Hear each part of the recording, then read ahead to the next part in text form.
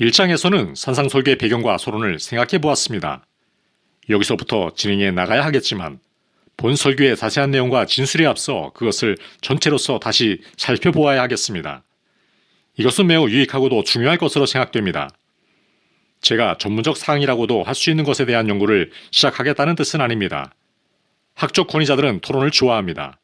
예를 들어 마태복음 5, 6, 7장에 기록된 산상설교가 누가복음 6장에 기록된 설교와 동일한 것인가 하는 것입니다. 이에 대한 여러 논증에 대해 잘 아시는 분이 많으실 줄 압니다. 저로서는 그리 크게 관심이 없습니다. 저는 별로 흥미가 없다고 말하는데 주저하지 않습니다. 제가 성의 있는 토론의 가치와 이런 류의 성경 연구를 비난하는 것은 아닙니다.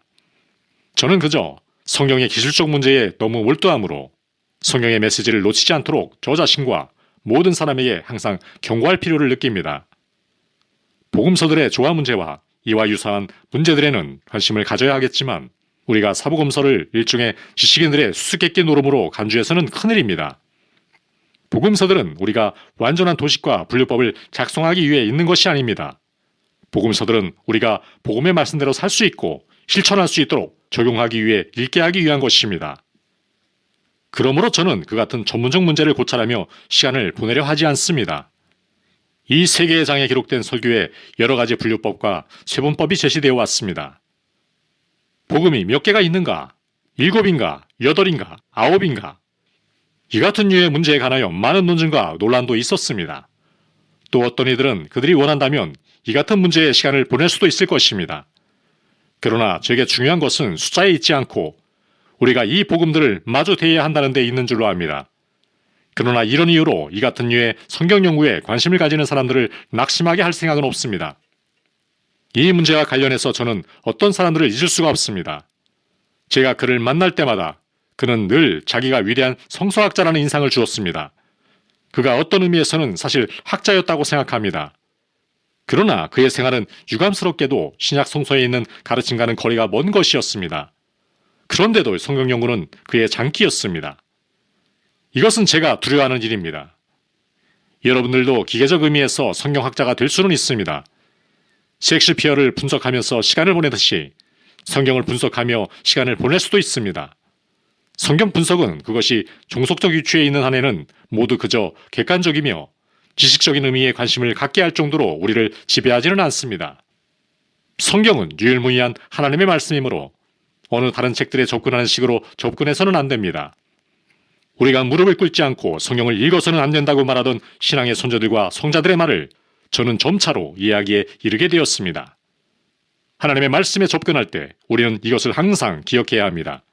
성경은 실로 우리에게 직접 말씀하시는 하나님의 말씀인 것입니다. 본 설교의 세부적인 상목으로 가기에 앞서 본 설교를 전체로서 살피는 것이 중요하다고 생각하는 이유는 나무들 때문에 숲을 보지 못하는 이 변함없는 위험 때문입니다. 우리는 이제 다른 진술을 제쳐놓고 어느 특정 진술에 주의와 관심을 집중할 준비가 되었습니다. 이상과 같은 격양을 시정하는 길은 생각하건대 본 설교의 어느 부분도 본 설교 전체에 비춰보지 않고는 이해할 수 없다는 것을 깨닫는 일입니다. 어떤 선량한 친구들이 너에게 구하는 자에게 주라는 말이 무슨 뜻인지 당신이 정확히 말하게 될 때 우리도 관심을 갖겠소 라고 제게 말한 바 있습니다. 이것은 산상설교에 대한 거짓된 태도를 드러내는 말입니다. 그들은 대뜸 특정 진술에 뛰어들었던 것입니다. 여기에는 큰 위험이 있습니다. 비유컨대 산상설교는 하나의 웅장한 음악과 같습니다. 이를테면 교향곡이란 말할 수도 있겠지요. 전체는 단순한 부분의 집합보다 더 훌륭합니다. 이 전체를 간과해서는 안 되겠습니다.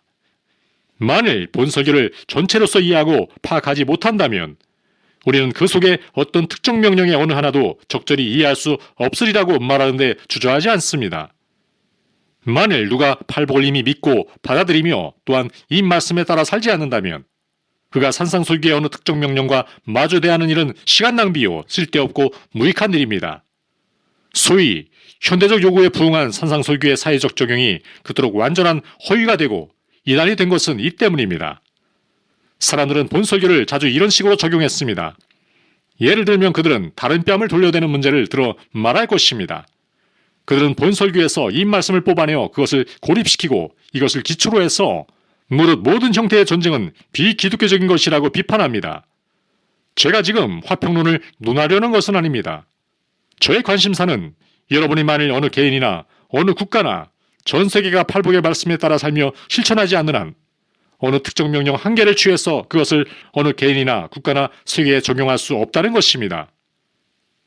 우리가 앞으로 살펴보려는 모든 특정 명령은 본 설교의 서두에 있는 복에 입각해 있습니다. 제가 어느 특정 부분을 살피기 전에 전체에 대한 일종의 전반적 개관으로 출판해야 한다고 말하는 것도 이 때문입니다. 다시 말하면 우리가 본 설교를 올바로 다루고 여기서 유익을 얻으려면 본 설교의 모든 것을 있는 그대로 받아들여야 한다는 것입니다. 그리고 제가 지금까지 강조한 대로 본 설교의 순서야말로 이런 의미에서 진로 가장 중요합니다. 팔복은 끝부분에 오지 않고 처음에 위치해 있습니다. 만일 우리가 팔복에 대해 완전히 분명히 알고 있지 못하다면 우리는 더 이상 전진할 수 없다고 말하는데 주저하지 않습니다. 우리는 더 이상 나아갈 권리가 없는 것입니다. 본 설교에는 일종의 논리적 연결이 있습니다. 그뿐 아니라 영적인 순서와 연결이 있습니다. 주님은 이 말씀을 아무렇게나 말씀하신 것이 아닙니다. 전체의 짜임새가 계획된 것입니다. 어떤 기초 원칙이 설정되고 그것을 기초로 다른 기초 원리들이 뒤를 잇고 있습니다. 이런 이유로 그가 기독교인임이 분명하고 제가 그와 완전히 유쾌해질 수 있기까지 그 누구와도 본 설교의 어느 특정 명령을 논하지 않겠습니다. 기독교인이 아닌 사람에게 산상설교를 살며 실천하도록 노력하라고 요구하는 것은 잘못입니다. 거듭나지 못한 사람에게서 기독교인의 행위를 기대하는 것은 이단입니다. 행위와 윤리와 도덕 면에서 복음의 호소는 교훈을 듣는 사람이 크리스찬이어야 한다는 전제에 항상 기초를 두고 있습니다. 이 점은 신약 성경의 어느 서신에서나 분명하며 이 점은 여기에서도 분명합니다. 여러분이 어느 서신이나 들추어 보십시오. 그러면 각 서신의 분류 내용이 모두 같음을 발견할 것입니다. 큰 원칙들과 그 편지를 받은 기독교인들에 대한 소설이 나오고 그것 때문에 혹은 그들이 그것을 믿기 때문에 그러므로 그들은 어떠한 일들을 하라고 권면을 받습니다. 신약의 모든 서신이 기독교인들에게 쓰여진 것이요 비기독교인들에게 쓰여진 것이 아님을 우리는 늘 잊어버리는 경향이 있습니다. 모든 서신의 윤리면에서의 호소는 항상 신자들, 즉 그리스도 안에서 새 사람들이 된 사람들에게만 말씀되어진 것입니다. 산상설교도 이와 정확히 같습니다. 그러면 됐습니다. 이제 산상설교의 내용에 대한 일종의 총괄적 분류를 제시하겠습니다. 여기서 다시 여러분은 사람은 누구나 자기 나름의 분류법과 쇄분법을 갖고 있음을 발견할 것입니다. 어떤 의미에서는 그렇게 해서 안 될 것도 없습니다. 본 설교의 내용의 정확한 분류법과 쇄분법은 무엇인가? 라고 묻는 것보다 더 무익한 일은 없습니다. 쇄분법이 여러 가지 있기 때문입니다. 제게는 다음의 것이 제일 좋게 보입니다. 저는 본 설교를 일반적인 것과 특수적인 것으로 분류하고자 합니다. 본 설교의 일반적인 부분은 5장 3절에서 16절까지입니다. 이 부분에서 여러분들은 기독교인에 대한 어떤 광범위한 진술을 봅니다. 그 다음 본 설교의 나머지는 기독교인의 생활과 행위에 관한 특정 국면과 관련되어 있습니다. 먼저 전반적 주제가 나오고 그 다음에 이 주제의 구체적 예증이 나옵니다. 그러나 우리는 이것을 편의상 좀 더 자세히 세분할 수 있습니다. 5장 3절로부터 10절에서 여러분은 기독교인의 본질적인 성격이 서술되어 있음을 봅니다. 이것은 기독교인의 일반적인 성격의 서술입니다. 그런 다음 11, 12절에서는 그에 대한 세상의 반응에 의해 증명된 기독교인의 성격을 보게 됩니다. 나로 말미암아 너희를 욕하고 박해하고 거짓으로 너희를 거슬러 모든 악한 말을 할 때에는 너희에게 복이 있나니 기뻐하고 즐거워하라. 하늘에서 너희의 상이 큼이라. 너희 전에 있던 선지자들도 이같이 박해하였느니라. 라는 말씀이 있습니다. 다시 말씀드리면 기독교인의 성격이 긍정적인 면에서와 부정적인 면으로 서술되어 있습니다. 먼저 우리는 기독교인이 어떤 류의 인간인가를 보게 되고 다음으로 그가 그러하기 때문에 그에게 어떠한 일이 일어난다는 것을 보게 됩니다. 그러나 이것은 어디까지나 일반적 서술입니다. 그런 다음 13절에서 16절은 세상에 대한 기독교인의 관계를 서술합니다. 즉 사회와 세상에서의 기독교인의 기능이 서술 강조되었고 그 다음에는 이렇게 맺고 있습니다. 즉 이같이 너희 빛이 사람 앞에 비치게 하여 그들로 너희 착한 행실을 보고 하늘에 계신 너희 아버지께 영광을 돌리게 하라. 이상으로 기독교인에 대한 일반적 소술을 말씀드렸습니다. 여기서 계속해서 이런 사람이 세상에서 어떻게 사는가에 대한 신뢰와 예증을 살펴보겠습니다. 우리는 이것을 다음과 같이 세분할 수 있겠습니다. 17절에서 48절은 하나님의 율법과 율법의 요구에 직면하는 기독교인을 다룹니다. 이 대목은 기독교인의 의에 대한 대략적 서술입니다. 그런 다음 살인과 간음과 이용 같은 것들에 대한 기독교인의 관계가 기록되었고, 그런 다음 기독교인은 어떻게 말해야 하는가와 보복과 자기 방어와 이웃에 대한 태도에 대한 기독교인의 입장이 기록되어 있습니다. 여기에 내포된 원칙은 기독교인은 율법 조문보다 영에 더 관심을 가진다는 것입니다. 그렇다고 기독교인이 율법 조문을 무시한다는 뜻은 아니요, 영과 더 관계가 있다는 것뿐입니다. 바리새인과 서기관들의 과오는 그들이 기계적인 것에만 관심을 가졌다는 데 있습니다. 기독교인의 율법과는 영과 관련이 있습니다. 그리고 우리가 율법에 세밀한 관심을 가지는 것도 율법이 영의 표현일 때에 하나는 것입니다. 이것이 많은 구체적 표본과 신뢰로서 전개되었습니다. 6장 전장은 하나님 존전에서 그에게 능동적으로 순종하고 전적으로 의지하며 생활하는 기독교인을 말하고 있습니다. 만일 여러분이 한가할 때 6장을 읽어본다면 이 같은 결론에 도달할 것이라고 생각합니다. 6장은 시종 기독자의 아버지에 대한 관계에 관여하고 있습니다. 첫 절을 예로 들어봅시다. 사람에게 보이려고 그들 앞에서 너희 의를 행하지 않도록 주의하라. 그리하지 아니하면 하늘에 계신 너희 아버지께 상을 받지 못하느니라. 6장은 시종 이렇게 계속됩니다. 그리고 끝에 가서도 사실상 같은 것을 말씀하고 있습니다. 그러므로 염려하여 이르기를 무엇을 먹을까, 무엇을 마실까, 무엇을 입을까 하지 말라. 이는 다 이방인들이 구하는 것이라. 너희 하늘 아버지께서 이 모든 것이 너희에게 있어야 할 줄을 아시느니라.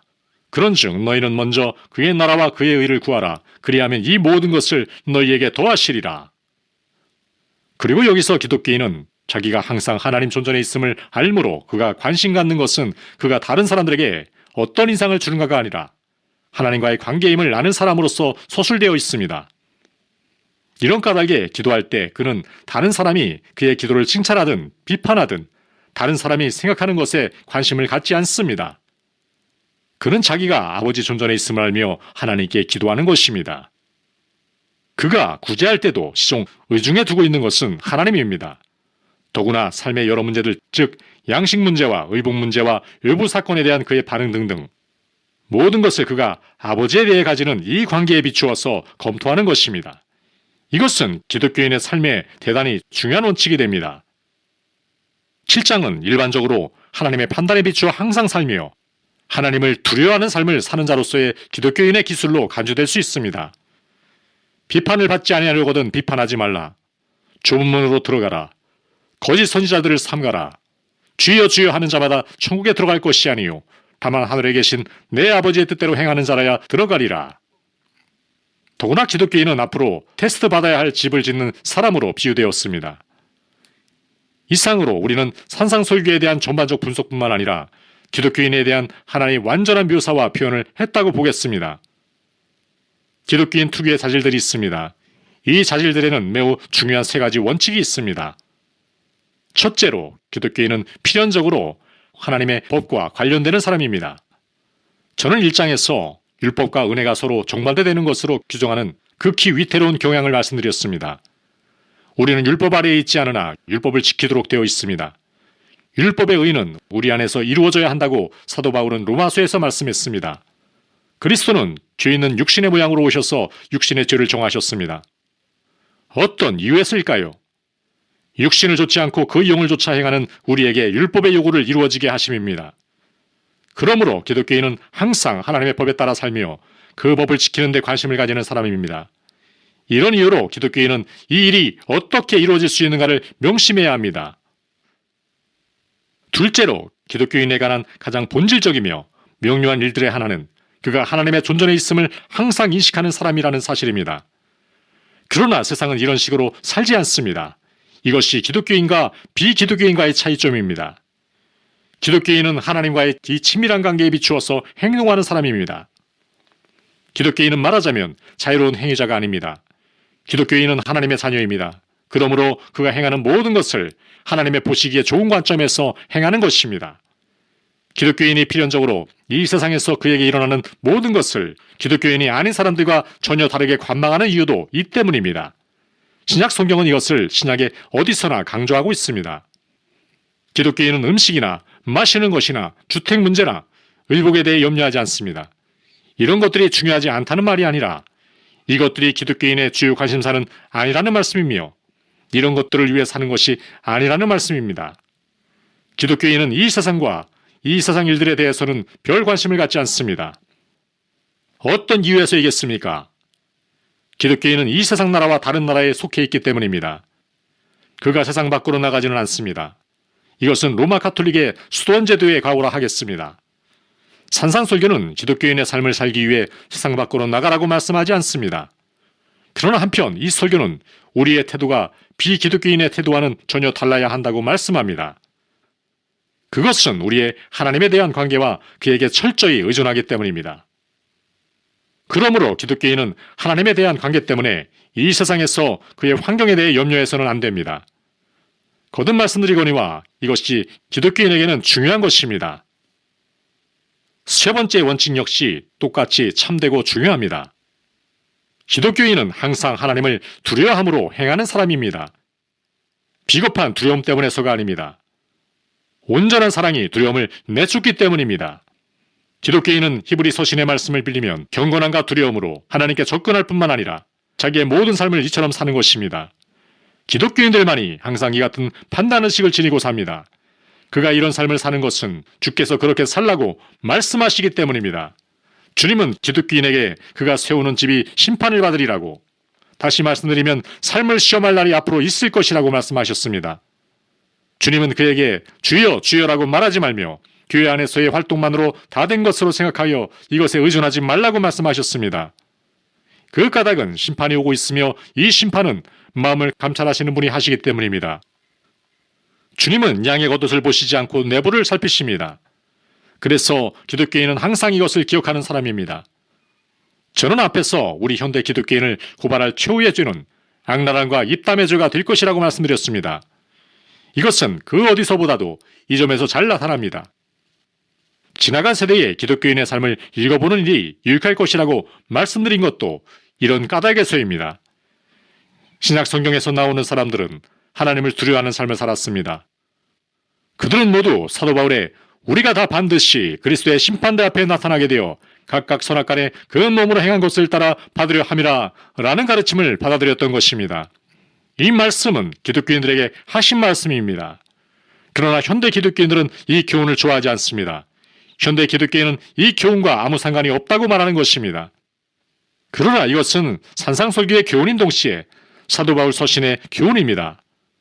우리가 다 반드시 그리스도의 심판대 앞에 나가야 합니다. 우리가 주의 두려우심을 알기 때문입니다. 심판이 다가오고 있으며 하나님의 집에서 심판이 시작되려 하고 있습니다. 심판의 도장이 여기 산상설교 최종 부분에서 우리 모두에게 지켜졌습니다. 우리는 하나님 앞에 나타나 심판받아야 할 것을 알기 때문에 항상 육신과 자기를 부인하는 생활을 하며 행해야 합니다. 이것이 좁은 문입니다. 이것이 좁은 길입니다. 이 길이 생명으로 인도하는 길입니다.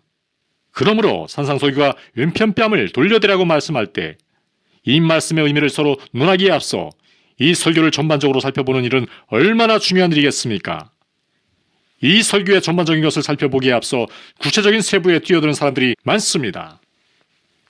그런데 이것은 이 설교에 대한 올바른 접근 방법이 아니며 철저한 정도의 거짓된 접근 방법입니다. 이제 본 설교의 해석을 지배하는 몇 가지 원칙을 말씀드리겠습니다. 가장 중요한 원칙은 산상설교는 어떤 윤리나 도덕적 규범이 아니라 어떤 성격의 서술이라는 것을 항상 기억해야 한다는 것입니다. 본 설교는 우리가 준수해야 할 일종의 새 십계명이라든가 규칙과 규범으로 간주되어서는 안 되며 일부 구체적인 실리에 나타나 있는 대로 기독교인은 어떤 사람이 되게 되어 있는가를 설명하는 것으로 간주되어야 합니다. 주님은 여기서 너희가 이런 사람이니 너희는 율법을 이렇게 대해야 하며 율법에 따라 이렇게 살아야 한다라고 말씀하시는 것 같습니다. 주의 각 명령을 기계적으로 또는 주먹구구식으로 생각하거나 적용해서는 안 되는 까닭도 이런 연유에서입니다. 그렇게 하면 이것은 필경 우스꽝스러워지고 말 것이기 때문입니다. 사람들은 본 설교에 대해서 또 너를 송사하여 속옷을 가지고자 하는 자에게 겉옷까지도 가지게 하라는 명령을 예로 들면서 만일 우리들이 이대로 하면 곧 옷장에 아무것도 남아나지 않을 것이라고 말합니다. 그러나 이것은 올바른 접근 방법이 아닙니다. 우리는 각 명령을 서로 분리시켜서 이렇게 적용시켜야 한다고 말해서는 안 됩니다. 이것은 본 설교를 바르게 보는 방법이 아닙니다. 본 설교가 우리에게 일러주는 교훈은 우리가 어떤 주어진 환경과 조건 안에 있더라도 그것을 행할 수 있는 심령 상태가 되어야 한다는 것입니다. 즉, 내가 속옷을 벗어주며 심리를 가주는 것과 같은 일입니다. 이것은 기계적으로 적용되어야 할 규범이 아니라 내가 이와 같은 사람이니 그것이 하나님의 뜻이요 그의 영광을 위한 것이라면 나는 그렇게 할 태세가 되어 있다는 것입니다. 나와 나의 모든 소유는 주의 것이니 이제 내 것은 하나도 없다. 이것이 본설교의 전반 원칙과 자세에 대한 구체적인 설명입니다. 저는 어떤 구체적인 것에 대한 일반적인 것의 관계를 말로 나타내는 일은 대단히 어려운 것임을 알았습니다. 사실 저는 어떤 사상 분야에서 나를 막론하고 가장 어려운 일들이 하나는 이 관계를 올바로 정의하는 것이라고 생각합니다. 여기에 접근하는 최선의 접근 방법은 이런 것이라고 생각됩니다. 즉, 영적 생활에 대한 어느 특정 명령의 관계는 예술가의 일을 지배하는 어떤 특정 규칙과 법에 대한 예술가의 관계라고 생각합니다. 음악의 분야를 예로 들어봅시다. 음악가가 명곡을 정밀하게 연주할 수는 있습니다. 그가 이 점에서는 조금도 미스를 범하지 않을 수도 있습니다. 그러나 그가 베토벤의 월광 소나타를 사실상 연주했다고는 말할 수 없을 경우도 있습니다. 그가 악보대로 정확하게는 연주했으나 그것이 그 소나타는 아닐 수도 있습니다. 그렇다면 그가 한 것은 무엇이었겠습니까? 그는 그저 악보를 기계적으로 두들기긴 했으나 그 정신과 올바른 해석을 빠뜨렸던 것입니다. 그는 베토벤이 의도한 대로 연주하지 않았습니다. 전체와 세부와의 관계는 이런 것이라고 생각합니다. 참된 예술가는 항상 정확합니다. 인류 예술가라 해도 규칙이나 규례를 무시할 여유는 없는 것입니다. 그렇다고 정확히 연주하는 것이 그를 위대한 예술가로 만드는 것도 아닙니다. 그를 위대한 예술가로 만드는 것은 그의 표현이요, 영이요, 생명입니다. 그는 전체를 전달할 수 있는 것입니다. 산상설교에는 전반에 대한 세부의 관계가 있는 것 같습니다. 우리는 이것을 분리시킬 수 없습니다. 기독교인은 영을 강조하고 있을 때에도 동시에 그는 문자에도 관심을 가집니다. 그러나 문자에만 관심을 가질 뿐만이 아닙니다. 문자를 영에서 분리시켜 생각해서는 안 되는 것입니다. 지금까지 말씀드린 것을 요약해 보겠습니다. 여기에 우리가 적용시켜야 할 몇 가지 시금석을 소개하겠습니다. 만일 여러분이 산상설교의 세부 부분에 어떤 문제점이 있음을 발견하게 된다면 그것은 여러분들에게 잘못이 있든가 아니면 산상설교에 대한 여러분의 해석이 잘못되었거나 둘 중에 하나입니다. 우리가 이 설교를 읽어나갈 때 어떤 의문점이 일어나면 우리는 그 문제와 다투려고 합니다. 그러나 그럴 때는 나의 심령 상태가 잘못되어 있고 내가 팔복의 교훈대로 살지 않으며 이 교훈을 실천하지 않거나 내가 그 명령을 잘못 해석하거나 둘 중에 하나입니다. 산상설교는 매우 두려운 교훈입니다. 그러므로 읽으실 때 조심해야 합니다. 그리고 여기에 대해 언급하실 때 본 설교의 어느 점을 비판한다면 이것은 여러분들 자신에 대한 중대한 발언이 됩니다. 그러므로 야고보의 말씀대로 듣기는 속히 하고 말하기는 더디하며 성내기도 더디합시다. 거듭 말씀드립니다. 만일 우리의 해석 때문에 이 가운데에 어느 명령이 우스꽝스럽게 보인다면 그때는 우리의 해석이 잘못된 것입니다. 여러분은 저의 논업을 이해하실 줄로 압니다. 저는 앞서 겉옷과 속옷에 의해서 이것을 미리 말씀드렸습니다. 거듭 말씀드리거니와 그 같은 해석은 어딘가 잘못되어 있음에 틀림없습니다. 주의 교훈은 아무것도 우스꽝스러울 수가 없기 때문입니다. 끝으로 만일 여러분에게 본 설교의 어느 명령이 불가능한 것으로 생각된다면 여러분의 해석과 이해가 잘못되었음에 틀림없습니다. 이 교훈을 가르치신 것은 주요, 주는 우리가 이대로 살기를 기대하십니다. 주께서 전도하라고 파송하신 제자들에게 하신 최후의 말씀은 그러므로 너희는 가서 모든 족속으로 제자를 삼아 아버지의 아들과 성령의 이름으로 세례를 주고 내가 너희에게 분부한 모든 것을 가르쳐 지키게 하라였습니다. 여기 산상설교 속에 있는 말씀이 바로 그것입니다. 주님은 이 교훈을 가르치시고 지키게 하실 작정이었습니다. 주님 자신이 산상설교대로 사셨습니다. 제자들도 산상설교대로 살았습니다. 여러분이 지난 몇 세기에 걸쳐 살다간 성자들의 생활과 하나님께 크게 쓰임을 받은 사람들의 생활을 읽어보신다면 어느 시대의 성도들을 막론하고 산상설교를 중대하게 여겼을 뿐만 아니라 문자 그대로 받아들였던 사실을 발견하실 것입니다. 허드슨 테일러 같은 분의 전기를 읽어보시면 그가 이 설교를 문자 그대로 생활하신 사실을 발견할 것입니다. 이 사람뿐만이 아닙니다. 이것은 주께서 자기 백성인 우리에게 가르치신 교훈입니다. 이 설교는 모름지기 기독교인이 생활해야 할 교훈인 것입니다. 기독교인에게 하나님을 두려워하는 사람이란 표현이 적용되던 시대가 있었습니다. 여러분이 이 표현을 개량할 수 있을 것이라고는 생각되지 않습니다. 이것은 비겁자의 두려움을 의미하지 않으며 형벌의 두려움을 뜻하지 않습니다. 이 말은 참 기독교인에게 딱 들어맞는 표현입니다. 마태복음 7장에서 매우 힘차게 연상되고 있지만 기독교인들은 하나님을 두려워하는 삶을 사는 사람입니다. 우리는 주께서 하나님을 두려워하는 삶을 사셨다고 말할 수 있습니다. 이 같은 기독교인간이 얼마나 중요한 것인가 여러분은 아실 것입니다. 마태복음 7장에서 매우 힘차게 연상되고 있지만 기독교인들은 하나님을 두려워하는 삶을 사는 사람입니다. 우리는 주께서 하나님을 두려워하는 삶을 사셨다고 말할 수 있습니다. 이 같은 기독교인간이 얼마나 중요한 것인가 여러분은 아실 것입니다. 제가 지적한 대로 현대 기독교인들이 그들의 체험담을 설명하고 감동적으로 간증할 수 있을지는 몰라도 그들은 하나님을 두려워하는 사람들임을 보여주지 못하며 옷에서나 외모에서나 요란스러움과 안이한 확신을 갖는 데 있어서나 모두 세속인의 인상을 주는 일이 많습니다. 그러므로 우리는 본 설교의 명령을 중대하게 여겨야 할 뿐만 아니라 제가 여러분에게 제시한 원칙에 비추어 그 명령에 대한 해석을 검토해야 합니다. 이 교훈들과 다투는 심령이 되지 않도록 조심하십시오. 이 명령을 우스꽝스럽게 만들지 않도록 주의하십시오. 이 명령이 하나라도 불가능하게 보이지 않도록 해석에 주의하십시오. 여기에 우리들이 살아야 할 삶이 있습니다. 만일 오늘의 모든 기독교인이 산상설교대로 산다면 우리 모두가 기도하며 동경하는 일대 부흥은 이미 시작됐을 것이라고 저는 거듭 주장하는 바입니다. 신기하고 놀라운 일들이 일어날 것입니다. 세상은 쇼크를 받을 것이며 사람들은 우리 주 예수 그리스도에게 이끌려올 것입니다.